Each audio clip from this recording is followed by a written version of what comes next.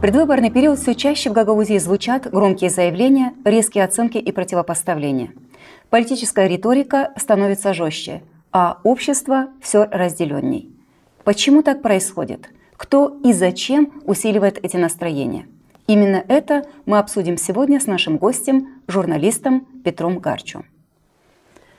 Здравствуйте. Спасибо, что приняли наше приглашение. Вы, как журналист, конечно же, в последнее время следите за тем, как проходят выборы в Гагаузии и в целом по стране. Изменилась ли риторика политиков в последние годы? На мой взгляд, во-первых, спасибо за приглашение. На мой взгляд, риторика стала более агрессивной. Да, мы привыкли, что избирательный период это все-таки такое 2-3 месяца, когда вот очень много фейков, да, очень много нам рассказывают, одни рассказывают о том, что жизнь у нас лучше, чем на самом деле, да. Ну, обычно кто у власти рассказывает, что наша жизнь лучше, чем она есть на самом деле.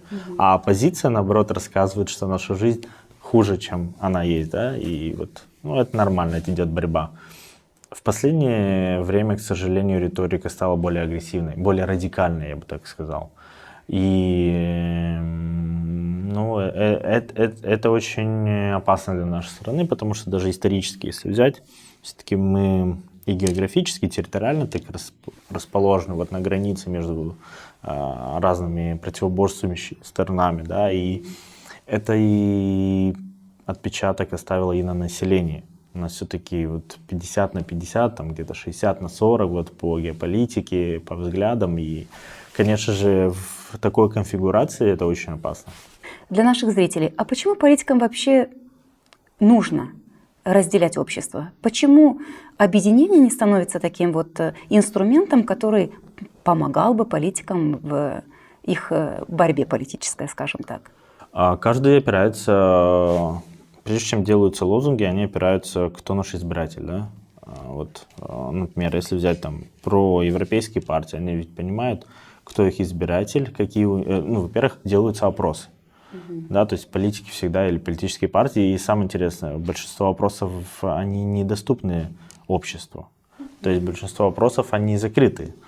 На основании ответов в этих опросах они понимают, на что нам нужно делать акцент, чего боятся люди, чего хотят люди, да, что люди, допустим, не принимают, да.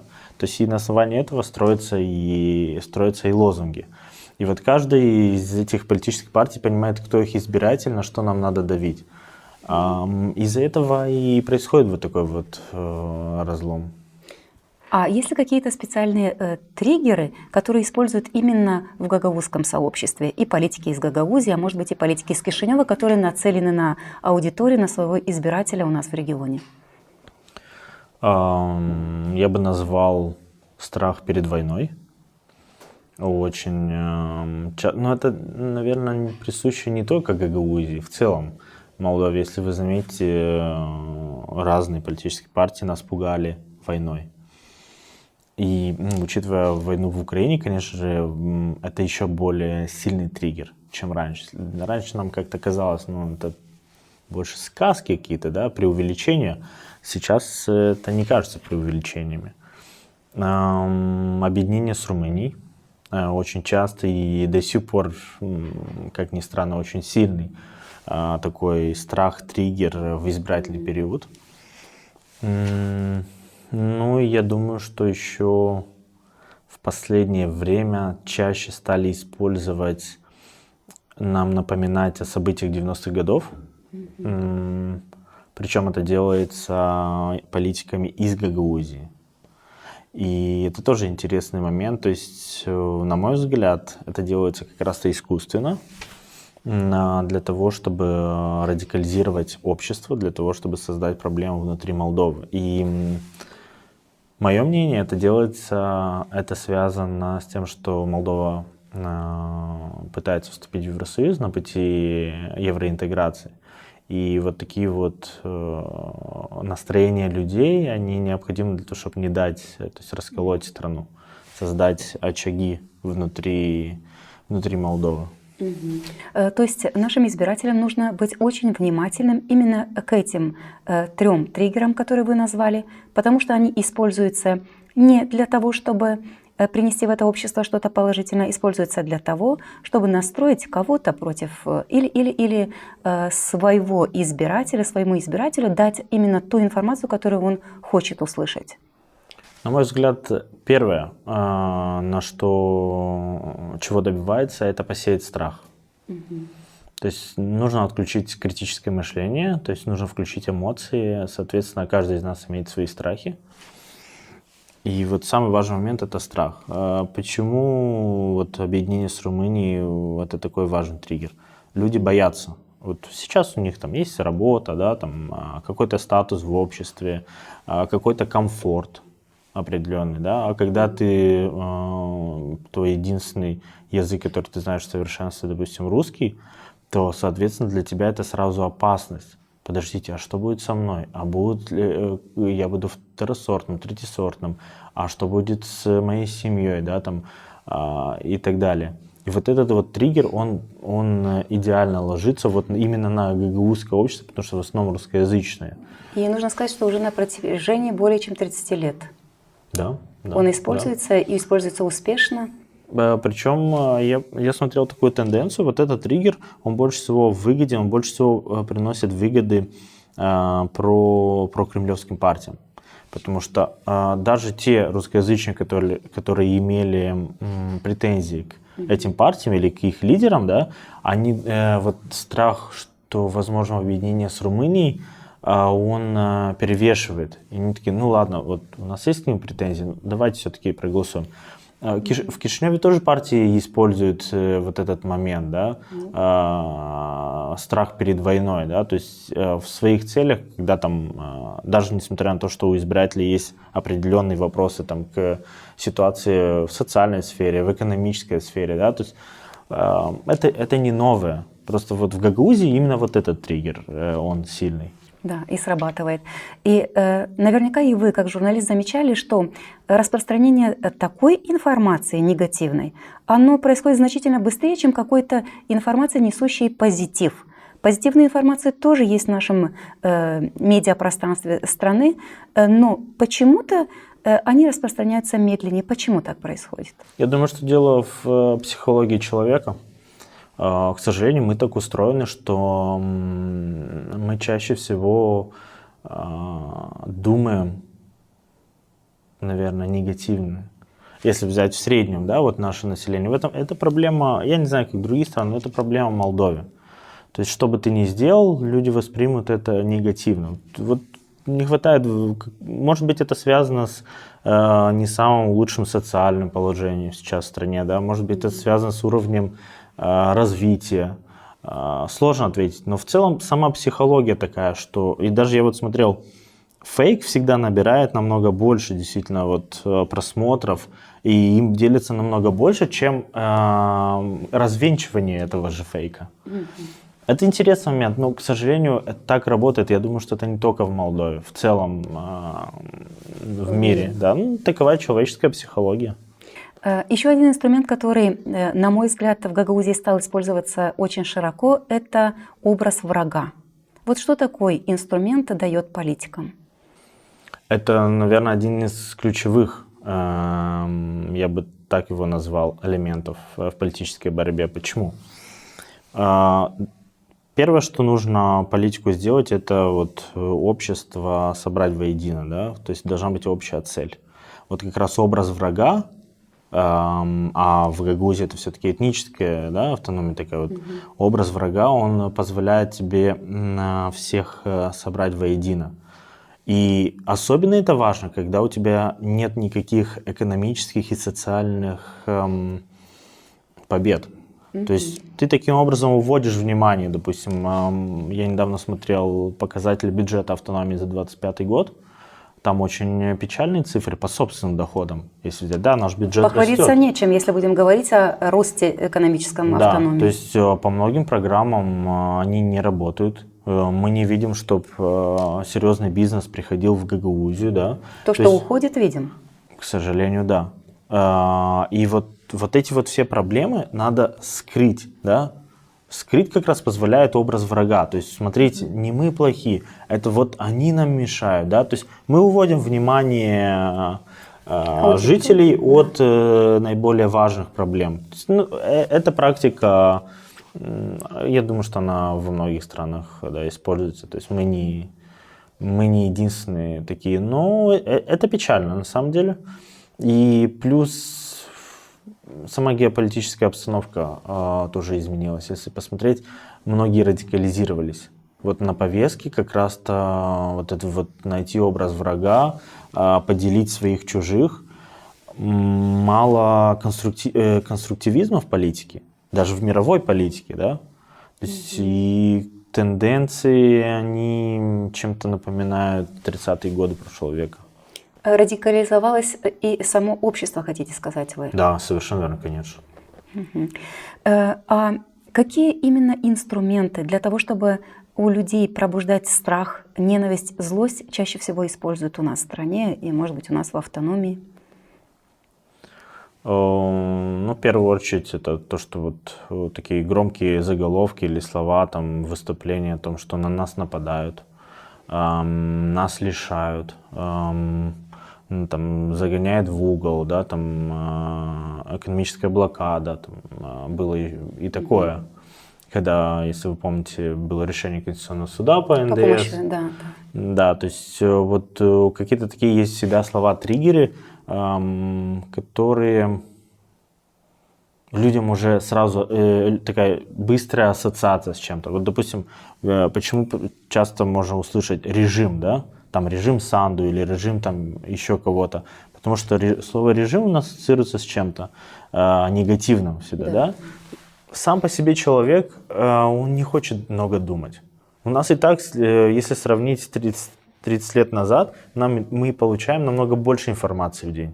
Конечно. Мозг человека абсолютно перегружен, да? И люди не хотят сильно задумываться. Они хотят просто, чтобы им спокойно, на доступном языке вот объяснили. И чем легче вот этот вот лозунг, да? Чем он проще, тем легче запоминается. Но политики, получается, что пользуются этим моментом. Конечно, да. И делают это осознанно. Безусловно.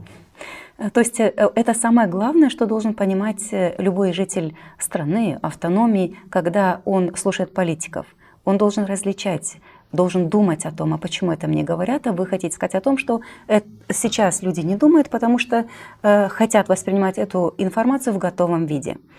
Ну, вот какую роль вот в этом во всем играют в современном мире социальные сети? С одной стороны, социальные сети хороший инструмент, да, в том плане, что ты можешь найти разные мнения, да, ты можешь увидеть намного больше, чем есть, ты получаешь информацию быстрее, мы видим все катастрофы мира в прямом эфире. Очень сложно, благодаря соцсетям, очень сложно что-то скрыть. Отрицательная сторона социальных сетей, что, к сожалению, алгоритмы так построены, что мы получаем информацию, которая к нам должна быть ближе. Да? То есть и плюс наше окружение, вот это вот все формирует мировоззрение. И на одно и то же событие, получается, даже два человека в одной и той же семье, у которых один и тот же интернет, роутер, да? Но свой гаджет, через который они принимают эту информацию. Они могут сидеть, вот, допустим, как мы с вами, да, можно сидеть и на одну и ту же информацию получить абсолютно разные новости, выводы, мнения и так далее. То есть и вот это как раз-то и разобщает, в том числе, людей. И мало все-таки, социальные сети, еще один момент, который есть, в социальных сетях появилась такая вот популярность на лидеров мнения, да? И это довольно опасно, потому что мы не знаем до конца, кто эти люди иногда, мы не знаем, кто за ними стоит, мы не знаем, что ими двигает, какой у них опыт. Вот недавно был очень интересный момент, получается, вот российские СМИ очень много делали новостей и ссылались на мнение якобы финского политика.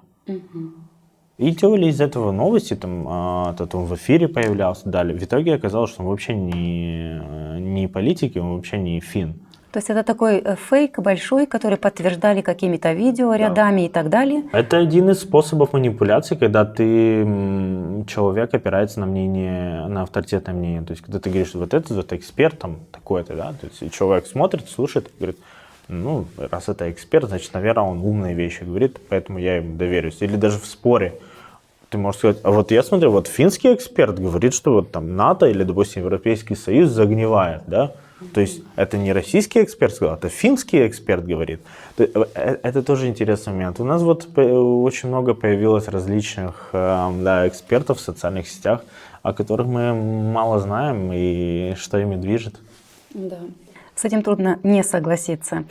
А известны ли вам какие-то случаи, когда вот такое вот разделение общества, которое сеют политики, приводит к тому, что возникают конфликты в одной семье, в одном маленьком сообществе, и что это приводит к плачевным каким-то результатам и для той семьи, и для того сообщества? Это очень больная тема, потому что, да, действительно,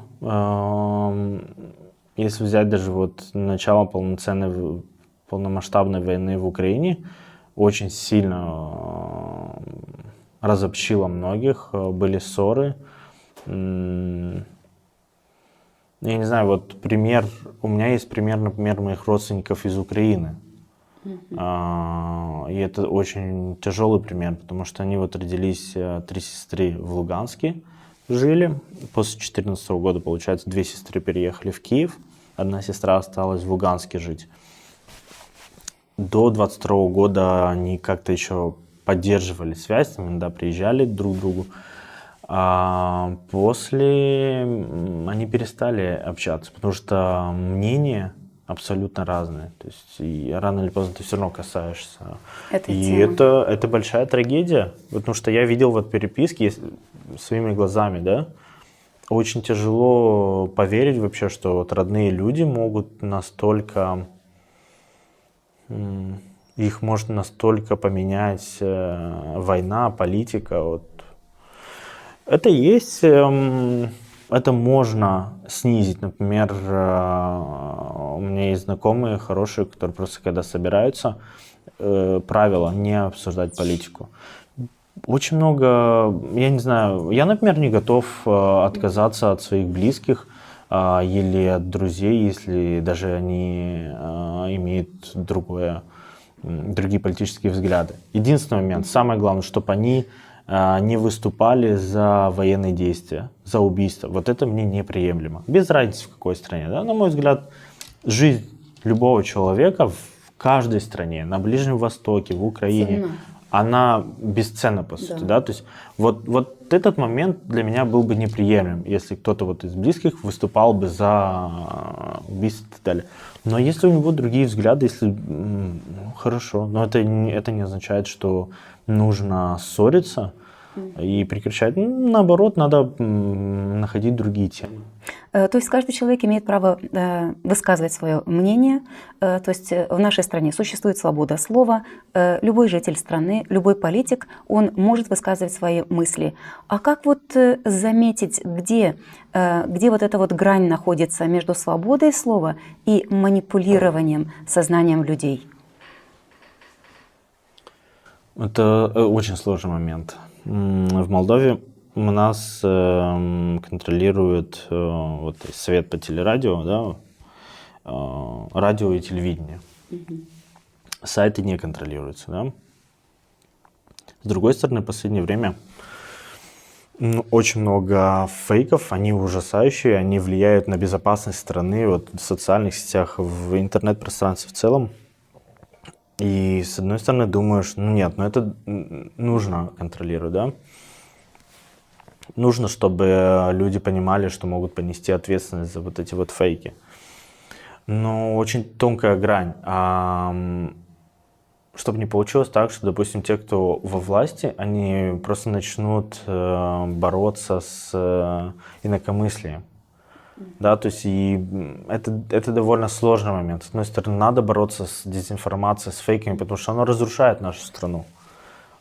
Допустим, иногда там приезжаю к своему родственнику, да, Я в шоке вообще от того, что мне задают какие-то вопросы. Я говорю, откуда ты берешь эту информацию? Это же бред, ну, сами посудите.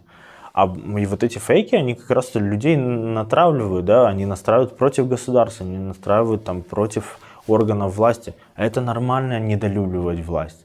Да. Это, и иметь к ней вопросы. Но когда это прям явные фейки через явные манипуляции, это опасно. Ну, скорее всего, это происходит потому, что люди не умеют различать, а где правильная информация, а где информация, которая просто выдумана, где фейк. Есть ли у вас какие-то рецепты, как обычный человек, прочитав какую-то информацию, допустим, в своем же телефоне, может понять, насколько она достоверна? Обращайте внимание на источники информации. То есть, если ссылка в документе, допустим, в новости или в этом тексте на документ, да, там, на еще что-то, то есть откуда взята информация? Вот если мнение экспертов, да, если мнение там, если какого-то политика в чем-то обвиняет, есть ли его комментарий? И у нас сейчас есть возможность проверить. Ну просто элементарно, вот даже тот же Google новости тебе выдает сразу несколько источников на одну и ту же тему, да? Ну, можно потратить немножко больше времени и прочитать, да, несколько источников для полноты своего видения. Да. А какую роль в современном мире для того, чтобы противодействовать вот этой риторике вражды, которую сеют, к сожалению, политики и не только, какую роль сегодня играет СМИ? По идее, СМИ должно играть одну из ключевых ролей, но с развитием социальных сетей как раз эта роль СМИ снизилась. И это интересный факт, но мне кажется, что сейчас люди больше доверяют анонимным каким-то телеграм-каналам, там, я не знаю, или каким-то анонимным вот страницам в социальных сетях или тиктокерам, которые вообще неизвестно, да, кто пишет, кто это делает, чем официальным СМИ. Это связано с тем, что долгое время шла жесткая риторика в отношении СМИ, потому что когда выходят расследования, какие-то громкие разоблачения, первое, что политики делают, это им нужно оправдать себя. И они говорят, они не начинают говорить, почему это неправда. Они начинают говорить, а это заказ, а это вот проплаченные там журналисты. То есть они хотят дискредитировать. То есть вот... Как в Грузии происходит, простите, Да, перебиваю вас, конечно. допустим, провластные СМИ или еще какие-то СМИ? Ну, то есть это для чего это делать? Делается для того, чтобы люди, это, во-первых, навешивание ярлыков. Если 10 раз повторить, 100% люди запомнят. Даже если это полная чушь. И доверие к СМИ, на мой взгляд, снизилось. Поэтому роль СМИ в любом случае она должна быть одной из основных. И как бы люди не думали, но большую часть мышления человека формируют СМИ. Это нормально. А вот на ваш взгляд, вот эта вот риторика разделения, которая присутствует и в предвыборный период, и не только, к чему она приводит? К конфликтам, к ухудшению ситуации в стране, потому что у нас так принято, что вот после выборов проигравшая сторона, она не заинтересована в развитии этой страны. А у нас ждут, чтобы ты упал. Да, тут, как там говорят, ничто так не радует, как беда у соседа. Да, то есть, когда у тебя что-то не получается в жизни, такая человеческая сущность, что нам нужно вот увидеть, что у кого-то еще хуже, чем у тебя дела. Не у всех, да? Но вот нам вот это нужно менять. На мой взгляд, в Молдове как раз вот такая ситуация. Все ждут, чтобы кто там ПАС выиграл выборы. Ну сейчас мы посмотрим, типа, как вы будете справляться с этой ситуацией. Да? Или, допустим, даже не был бы ПАС или какая-то другая партия во власти, оппозиция только и ждет. Она не хочет помочь, да? Она ждет, чтобы те оступились и критиковать для того, чтобы прийти к власти. Также и их сторонники. Они же хотят сказать, вот мы же говорили, а это все ваши голоса, вот эта вот диаспора там все испортила, как будто... Если бы другая партия выиграла в Молдове, у нас, наверное, был бы бесплатный бензин, дизельное топливо или еще что-то. То есть мы сами должны понять, то нас очень мало осталось в Молдове. За каждого человека надо бороться. То есть за каждого человека, кто тут живет, нужно бороться, чтобы он не уехал, поддерживать друг друга. Чем нас меньше, тем еще больше нужно поддерживать друг друга. Вот это вот разобщение, оно не приведет ни к чему. Наш общий дом, это как в коммуналке, да, то есть мы все друг от друга зависимы. Очень интересный момент. Я прочитала в интернет, один из министров цифровых технологий в одной стране внедрила стратегию «юмор против слухов». Когда какие-то политики или боты запускали дезинформацию или какую-то информацию, которая разделяет общество, правительство отвечало не просто сухими фактами, а какими-то вирусными мемами. Они считают, что смех блокирует гнев, и когда человек смотрит такие вот изображения, он перестает ненавидеть. Но это в одной из стран. А если вернуться к нам в Молдову, что реально можем мы, жители этой страны, для того, чтобы противостоять вот этим вот инструментам вражды? Хороший вопрос.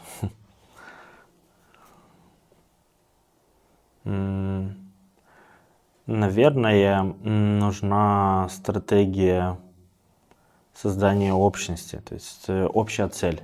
Вне зависимости от религии, вне зависимости от этнической принадлежности, то есть общая задача. И, на мой взгляд, она должна быть из области экономики. Потому что это все-таки, если говорить там социальные какие-то моменты, политические моменты, да, там тяжелее.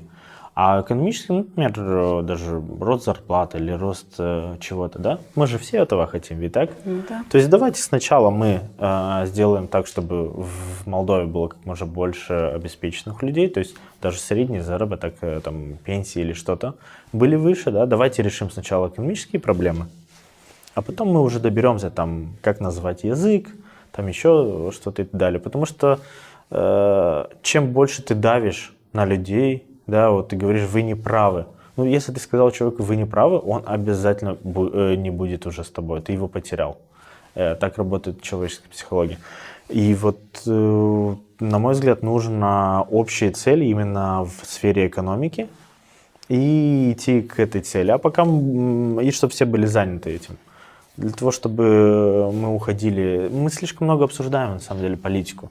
А у нас мы обсуждаем геополитику, там где-то какие-то высокие материи в политтехнологии и так далее. У нас в Камрате очистных сооружений нет.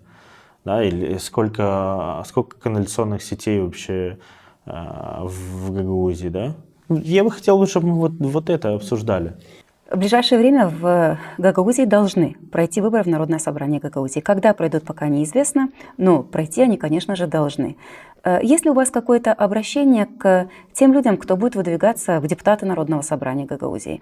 Какое-то такое обращение, которое призывало бы их к тому, чтобы вести диалог с населением, с жителями Гагаузии, не используя вот этот язык, который их разделяет, нас разделяет, наше общество? К сожалению, я просто понимаю, что мое обращение до них не дойдет. К сожалению, большинство из них не способно поменяться. Они уже сформировались. И плюс у многих из них очень завышенная самооценка, но при этом они не видят, на каком уровне в реальности находятся. И они, большинство играют на публику. То есть вот поэтому, честно сказать, не питаю иллюзиями, что какой-то там совет или им как-то поможет. Может что-то изменить? Единственное, я бы хотел призвать к храбрости людей, которые способны представлять, да, свой округ в Народном собрании. Я понимаю, что многие из них имеют и так хорошую жизнь, да, то есть дополнительные проблемы им не нужны. Но обязательно нужно стараться идти, участвовать на выборах, дать хоть какую-то альтернативу. Да, очень часто люди делают не самый рациональный выбор.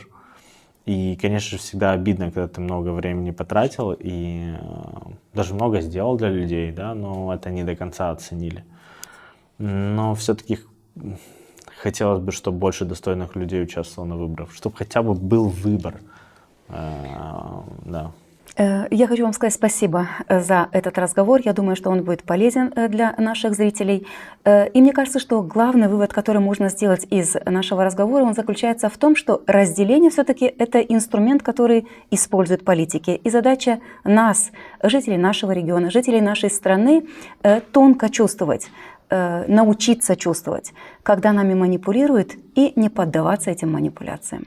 Тогда, скорее всего, и к власти будут приходить люди, которые будут разговаривать с нами, жителями этой страны, другим языком, не разделяя, а объединяя. Будем надеяться.